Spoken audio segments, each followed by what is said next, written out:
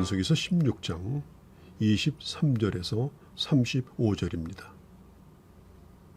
여러분, 나답과 아비후의 사건을 아십니까? 아론의 첫 번째, 두 번째 아들인 나답과 아비후가 죽은 이유가 있습니다.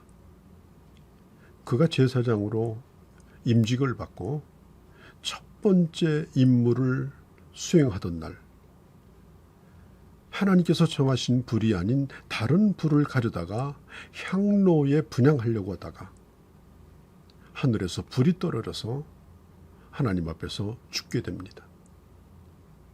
구약성경 레위기 10장에 이 사건이 자세히 기록되어 있죠.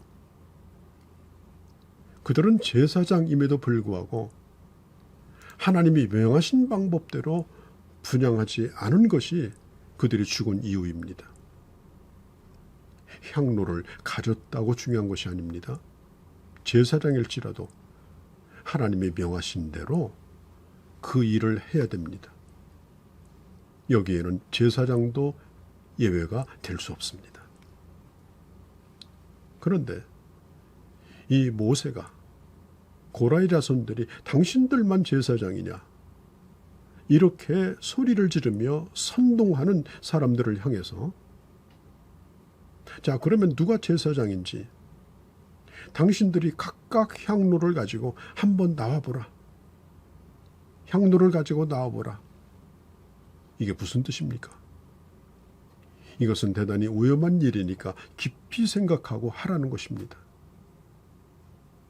그런데 이런 위험성을 알면서도 모세가 얘기한 대로 이 고라의 자손에게 선동당한 사람들이 무려 250명이 250개의 향로를 들고 거기다 불을 담아가지고 회막문 앞에 서게 됩니다. 그러면서 온 회중이 모세와 아론을 비웃으며 대적합니다. 너만 제사장이냐? 우리도 제사장이다. 자, 우리도 향로를 가지고 나오지 않았지 않느냐? 이렇게 말하죠. 그때 하나님께서 모세와 아론에게 말씀합니다. 이 반역하는 회중 가운데서 너희들은 떠나라.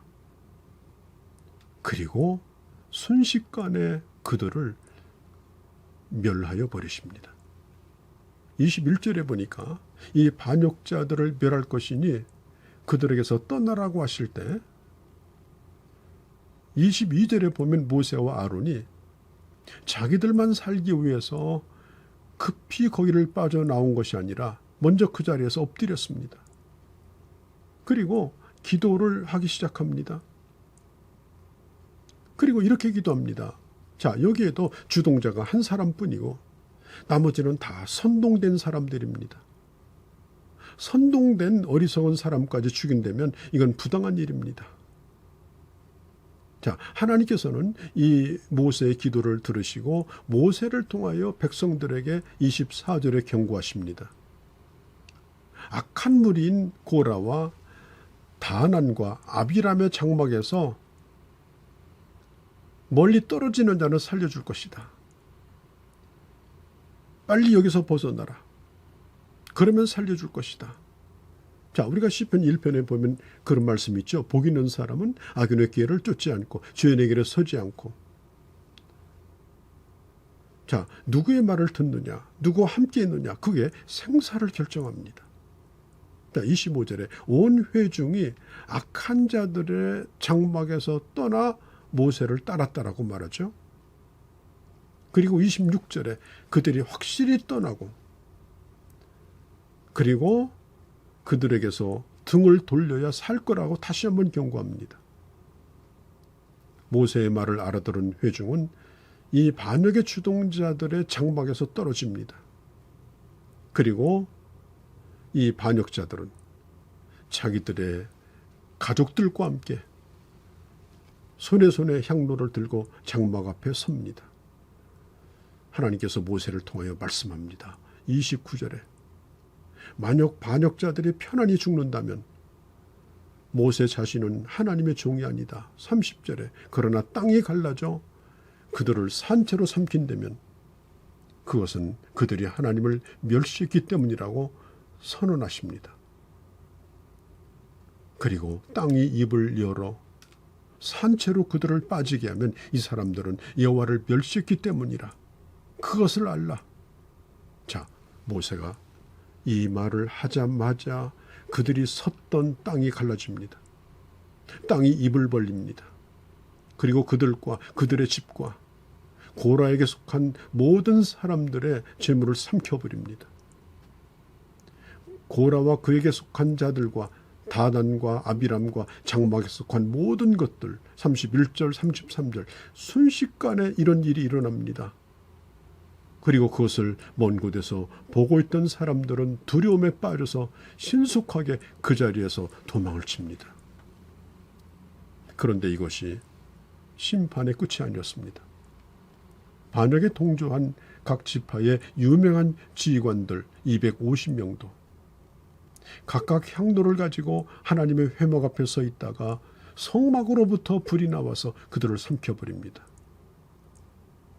죽임을 당한 250명의 그 지휘관들은 모세나 우리나 뭐가 다르냐, 다 평등한 거 아니냐, 평등을 주장하던 그들이었습니다.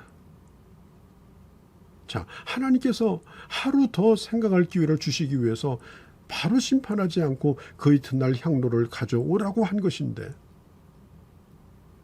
그런데 어리석은 이 사람들은 그 기회를 잃어버리고 마치 자기들이 제사장이나 된 것처럼 기세등등하여 향로를 가지고 나온 겁니다. 결국 그들도 땅이 갈라진 틈으로 이 지상에서 사라져버리고 말입니다. 그리고 불이 나와서 다 소멸해버립니다. 사랑하는 성도 여러분, 이 사건이 우리에게 말해주는 것이 뭘까요? 수가 많다고 해서 하나님 편이 되는 것이 아닙니다. 모세와 아론은 두 사람뿐입니다. 고라의 자손은 무려 350명입니다. 숫자로만 보면 이미 게임이 끝난 것처럼 보입니다. 그러나 여러분, 하나님에게는 많은 수가 중요한 것이 아닙니다. 하나님이 누구와 함께하느냐, 그것이 중요한 것입니다. 진리는 군중 가운데 있지 않냐고 믿음의 소수 가운데 있었습니다. 그들이 바로 모세와 아론이요, 그리고 여호수아와 갈렙이었습니다. 모세가 이 반역의 무리를 향하여 제일 먼저 한 일은 엎드리는 일이었습니다.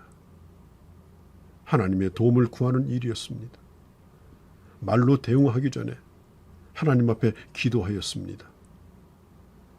그런데 결국은 하나님 앞에 끝까지 반역하다가 이 고라의 아들들, 그들이 고라의 자손과 동조자들이 다 죽음을 당하게 되어진 것입니다. 그런데 오늘 성경에 보면은 아버지의 죄에 동조하지 않고 그 자리를 떠난 이 고라의 자손이 있었습니다. 그들은 아버지와 함께 죽음을 당하지 않고 그곳에서 살아날 수가 있었습니다. 자, 26장 10절 11절에 보면 땅이 그 입을 벌려 그 무리와 고라를 삼키매 그들이 죽었고 당시에 불이 250명을 삼켜 징표가 되게 하였으나 고라의 아들들은 죽지 아니하였더라. 자, 아버지의 죄라 할지라도 그것을 따르지 않으면, 옳은 것을 선택하면 아버지와 함께 죽지 않습니다.